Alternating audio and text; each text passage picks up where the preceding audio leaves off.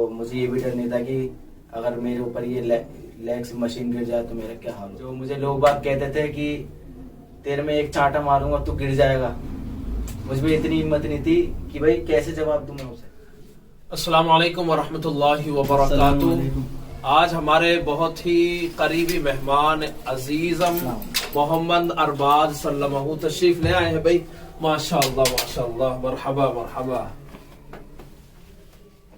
बहुत खुशी की बात है भाई, इन्होंने ये मेडल अल्हम्दुलिल्लाह जीता है और ये इनकी ट्रॉफी है। ये हमारे जाने पहचाने, आप में से बाज लोग जानते भी होंगे। और बड़ी खुशी की बात यह है कि इन्होंने अभी गुलजार क्लासिक, आप देख भी रहे हैं, ये लिखा हुआ भी है गुलजार क्लासिक इंडिया, इन्होंने ये खेला है। दिल्ली में हमारे यही करीब में ओखला से ताल्लुक रखते हैं और ये हमारे मदनपुर खादर के हैं, जनाब अजीजम मोहम्मद अरबाज सल्लमहु। अल्हम्दुलिल्लाह आप देख रहे हैं। इस वक्त में बताने का बहुत अहम मकसद और पैगाम देने का मकसद क्या है वो मैं आपको बताने लगा हूं।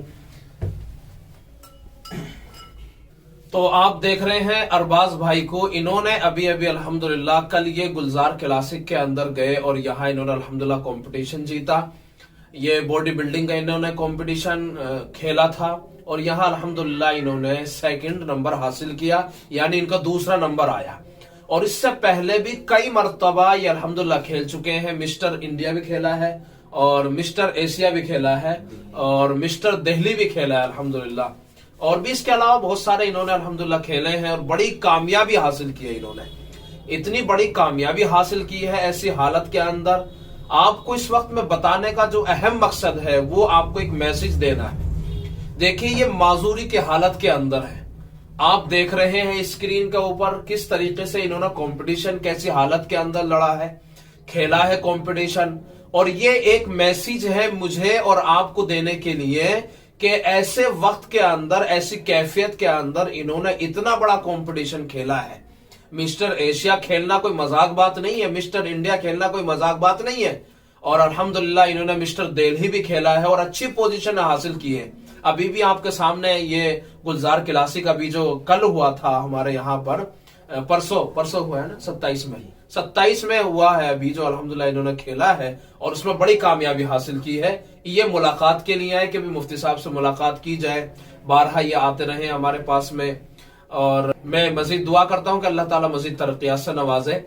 तो इस वक्त में असल जो मैसेज है वो आपके लिए वो ये है कि हम जिस मैदान में भी जाना चाहते हैं, आगे बढ़ने की कोशिश करें, बिल्कुल भी पीछे ना हो।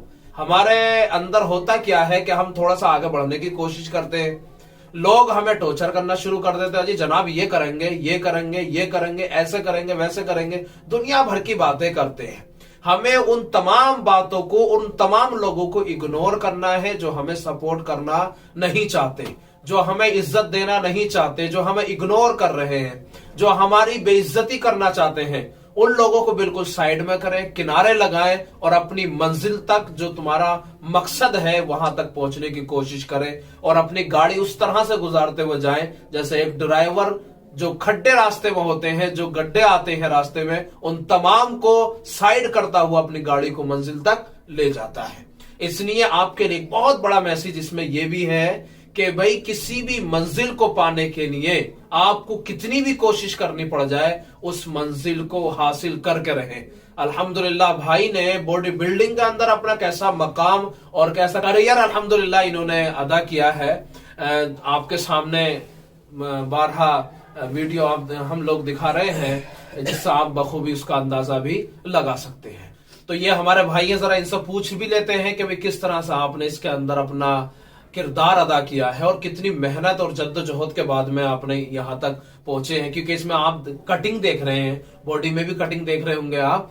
तो ये कटिंग, ऐसे ऐसे छोटे छोटे मसल बनाना और फिर ऐसे ऐसे एप्स बना लेना, यार हर किसी के तो बस की बात नहीं है ना। ये तो बड़ी मेहनत का काम है और किस कदर कुर्बानी देनी पड़ती है ये तो वही बंदा जानता है जिसने मेहनत की होती है। तो मैं पूछूंगा अपने भाई अरबाज साहब से। तो भाई अरबाज साहब बताएं कि आपने इसमें किस तरह से आगे बढ़े और आपने किस तरह से खेला, जरा हमारे इन लोगों को बताएं ताकि ये लोग भी डिमोटिवेट ना हो, बल्कि इनके अंदर भी हौसला और हिम्मत पैदा हो और आगे बढ़ने का एक जुनून पैदा हो इनके अंदर। जरा इनको कोई मैसेज दीजिए। जी अस्सलाम वालेकुम।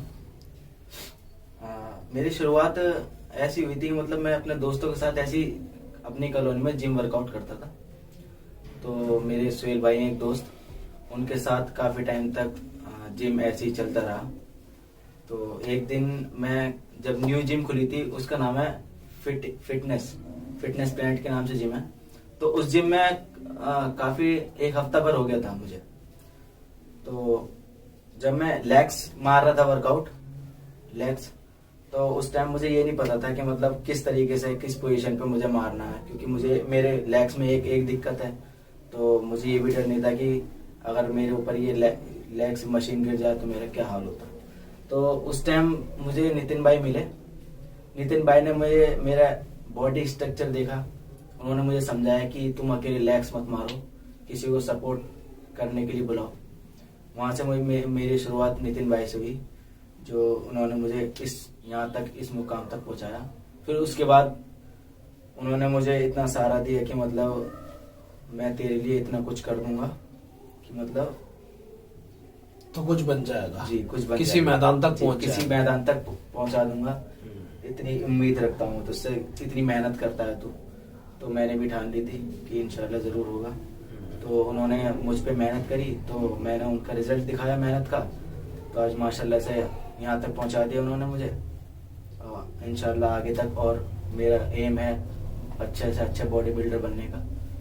उनका साथ भी इंशाल्लाह जरूर रहेगा, मेरे नितिन भाई का, जिन्होंने मुझे इतना कुछ सिखाया। मेरे इस रास्ते पे मुझे उन्होंने उंगली पकड़ के चलना सिखाया। जो मुझे लोग बात कहते थे कि तेरे में एक चांटा मारूंगा तू गिर जाएगा, मुझ में इतनी हिम्मत नहीं थी कि भाई कैसे जवाब दूं मैं उसे। पर मैंने हर चीज अपने दिल की बात मैंने अपने नितिन भाई को बताई। उन्होंने मुझे यही कहा था कि तू पीछे मुड़ के मत देख, किसी की बातें मत सुन। यहाँ तक कि कॉलोनी के लोगों ने मुझसे कहा कि तुझसे ये चीज नहीं होगी। बहुत हंसी मजाक उड़ाया, मेरे लेग्स देख के, एक पैर देख के मेरे मजाक उड़ाते थे। पर उन्होंने मुझे इतनी हिम्मत दी कि मैं आज जब भी स्टेज पर खड़ा होता हूँ मुझे गर्व महसूस होता है। उन्हीं की हिम्मत से मैं सब कुछ करता हूँ, अपना पोजिंग देना, बेस्ट देना। किसी को अगल बगल में नहीं देखता, मैं स्टेज पे जब खड़ा होता हूँ तो शर्माना किसी से नहीं। तो अभी 27 तारीख को भी कंपटीशन हुआ था, उन्होंने यही कहा था कि अपना जज्बा कायम रखियो, किसी से कोई मतलब नहीं, कोई बुरा अच्छा बोले कोई मतलब नहीं रखना, तुझे अगर करियर बनाना है तो पीछे नहीं देखना। तो उनकी बातों पे जो भी है। अच्छा, अब तक कितना कंपटीशन आप खेल चुके हैं, क्या क्या खेल चुके हैं? मैं खेल चुका हूँ mister Delhi, mister Asia, Chandigarh गया था मैं 6-7 महीने पहले, वहाँ खेला था मैं NPC।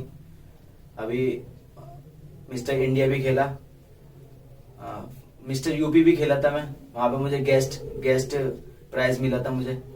और फिलहाल मैं 27 तारीख को खेला था, वहाँ मेरी 2nd प्लेस आई थी गुलजार क्लासिक इंडिया में। अब इंशाल्लाह 3 महीने बाद मेरा अप्रैल में शेरू क्लासिक है, तो उसके लिए तैयारी चल रही है मेरे नितिन भाई के अंडर में। तो वो भी मैं उनको बेस्ट देता रहूँगा, जैसे भी वो मुझे सिखाएंगे, जैसे ही मेहनत करवाएंगे मैं उसी तरीके से करता रहूँगा। बहुत अच्छा भाई। और इन्होंने भाई ने आप लोगों को बड़ा खूबसूरत मैसेज दिया है कि इनकी जो शुरुआत है ना, वो एक अजीब कैफियत से है। वो कैफियत ऐसी कि कमजोरी के हालत के अंदर आप देख रहे हैं कि इनके बेचारों की एक टांग इतनी कमजोर है कि उस पर सहारा नहीं ले सकते, ये इतनी कमजोर टांग है। और दूसरी भी टांग है वो बहुत ज्यादा ताकतवर नहीं है, उसके बावजूद बॉडी बिल्डिंग करना ये बड़े कमाल की बात है। आज हम दोनों टांगों से सेहतमंद है, अल्हम्दुलिल्लाह हाथ भी है, उसके बावजूद भी अपनी सेहत का ख्याल नहीं रख रहे। पेट बिल्कुल ढोलक की तरह निकले पड़े हैं, क्या नहीं? ढोलक की तरह पेट निकले पड़े हैं और चर्बियां लटकी पड़ी हैं, लेकिन खाने पर कंट्रोल बिल्कुल भी नहीं है, बल्कि दबादब लगे पड़े हैं, दबादब लगे पड़े हैं। भाई सेहत अल्लाह की बहुत बड़ी नेमत है, इसलिए आदमी को अपनी सेहत की हिफाजत करना चाहिए। और अगर वो सेहत की हिफाजत नहीं करेगा तो याद रखे बिल्कुल बेकार हो जाएगा, किसी भी हैसियत का आदमी नहीं रह पाता। इसलिए सेहत का भी जरूर ख्याल रखें। और आपके सामने भाई अरबाज साहब ने अपनी हिस्ट्री बताई कि उन्होंने अपने माजी के अंदर किस तरह से अपने आप को उस माजी से निकाल करके और अपने आप को कैसे आगे बढ़ाया, उस वक्त से निकाल करके कैसे यहाँ तक पहुंचाया। तो उम्मीद करता हूं कि ये बातें समझ में आई होंगी और दूसरे लोगों तक भी पहुंचाएं जो डिमोटिवेट होते हैं उन लोगों तक पहुंचाए ताकि वो मायूसी का शिकार ना हो, बल्कि वो मेहनत, जद्दोजहद और कोशिश के साथ में आगे बढ़ते चले जाए। इन्हीं चंद बातों के साथ में हम अपनी बात को खत्म करते हैं। और चूंकि हमारे ये भाई हमारे बतौर मेहमान के तशरीफ लाए हैं, तो इंशाल्लाह इनसे कुछ मुलाकातें, कुछ बातें कर लेते हैं। मैंने सोचा कि भाई ये मेहमान हमारे आए हैं, तो चूंकि आपके सामने कोई ना कोई मैसेज इनका जरूर होगा, तो इन्होंने वो मैसेज आप तक पहुंचा दिया है। उम्मीद की जाती है कि इंशाल्लाह इस मैसेज को दूसरे लोगों तक भी शेयर किया जाएगा।